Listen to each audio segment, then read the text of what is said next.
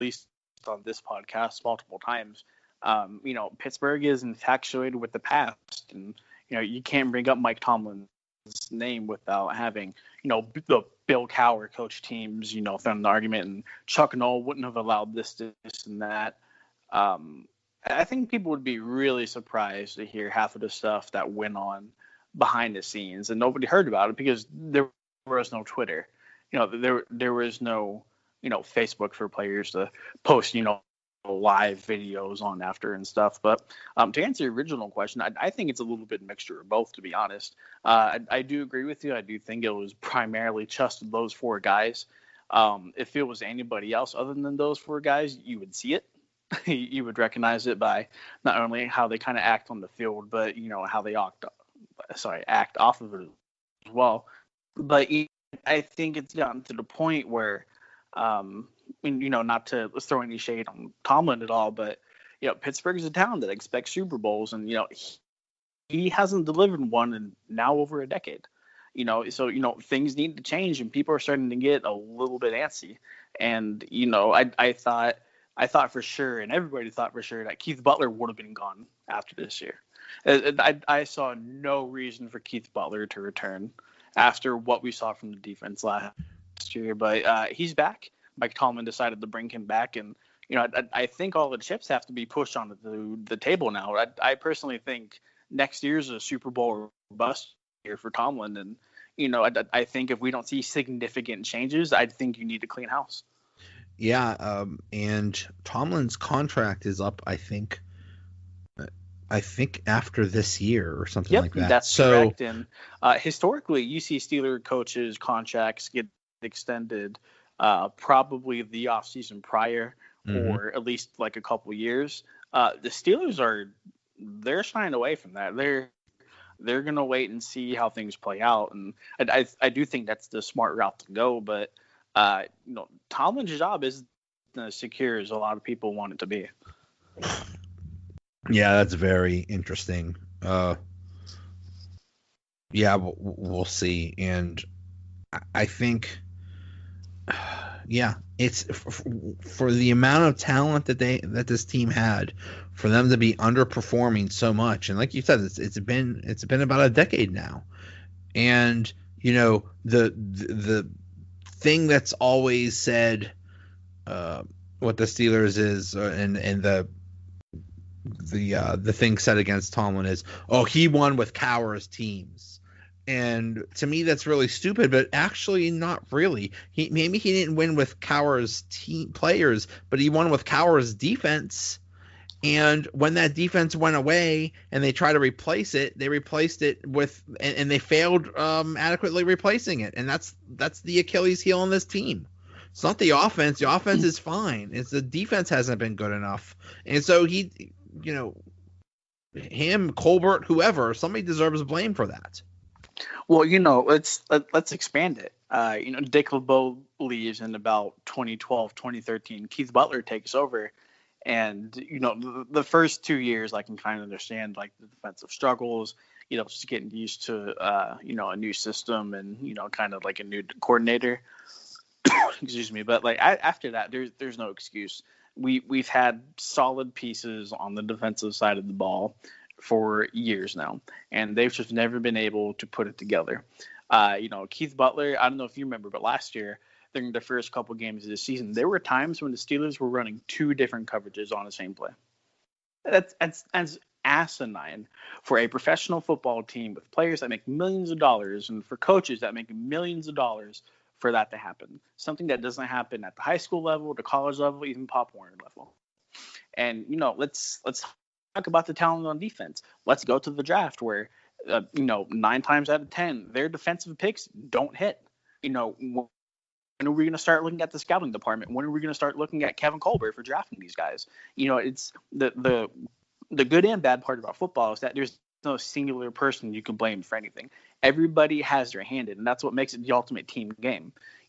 So while the Steelers are, winning division titles and, making playoff runs, and that's all good, if they're coming up short every year and, we have a year like last year, we missed the playoffs, things need to be addressed. And by the looks of it, Joey, they haven't been addressed this year so far. Yeah. Yeah. It's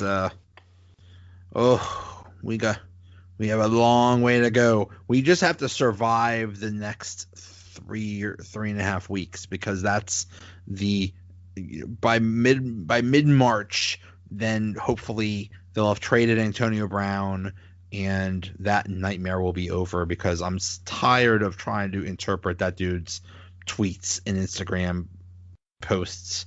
It's hurting my brain. Yeah, it not only him but Le'Veon Bell too. I don't know if you saw his tweet today whenever he found out that he wasn't going to be franchise tagged. If he was tagged, I think all hell would have broke loose in Pittsburgh, to be honest, man. That, and if the Penguins start dropping games, and Neil Huntington continues to be the person he is. So. Yeah, that is interesting that they just decided, we're not going to tag you, just go away, just we're done with it, because I think that one of the options was to transition tag him and possibly trade him, and I think they're like, just go. I don't care where you go, just. Yeah. I don't think Le'Veon's going to get the money he wants. He's rumored to be seeking around $50 million guaranteed in the first 2 seasons. Mark, write this down. If Le'Veon Bell gets $50 million in the first 2 seasons, I don't know what you want me to do, but I'll do something crazy. I'll do something asinine. It's just not going to happen. So I think they were just fine and simple with, hey, we have James Conner, we have Jalen Samuels, deuces. We'll get a 3rd-round pick out of you. Have fun.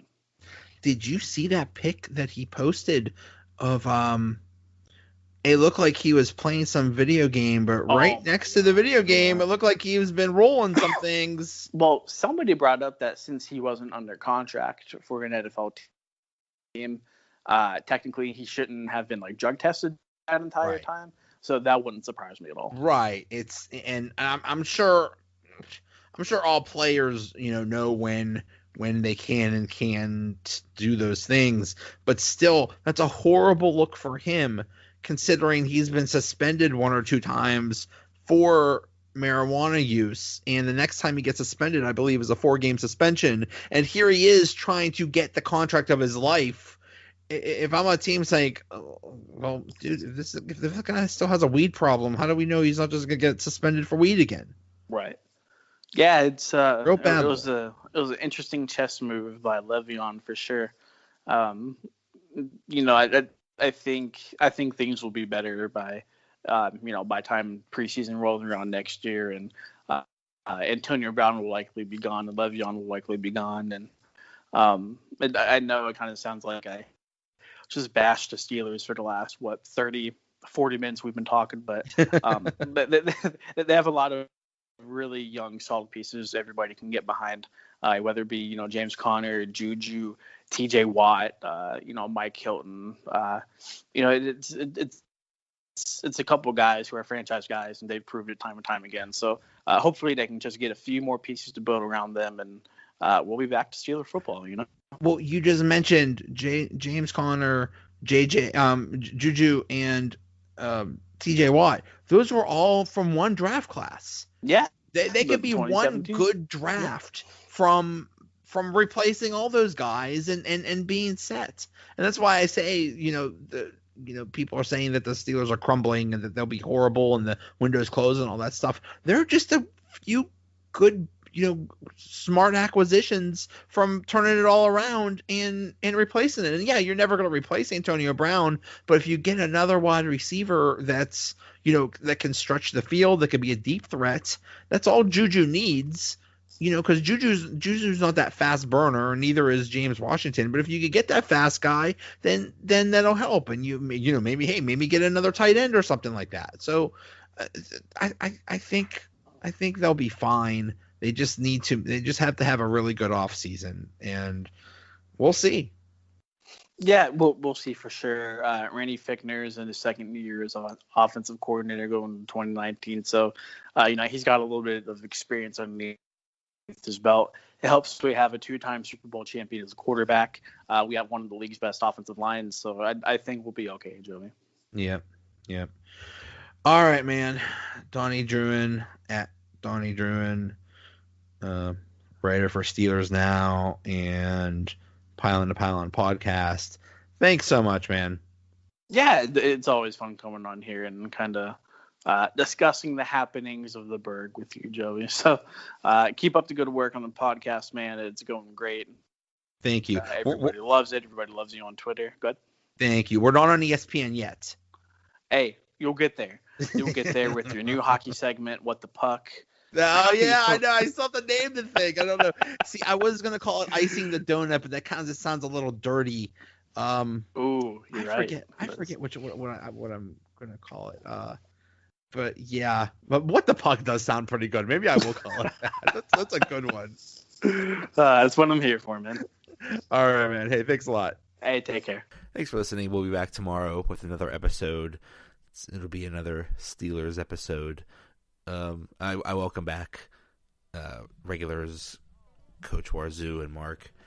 And the funny thing is, before we recorded, we just vented for 20 minutes about everything going on, and it really wasn't suitable for recording. So that was actually way more interesting than what we did record. But anyway, that's tomorrow. Thanks again to Donnie Druin. Talk to you later. Another episode is in the bag.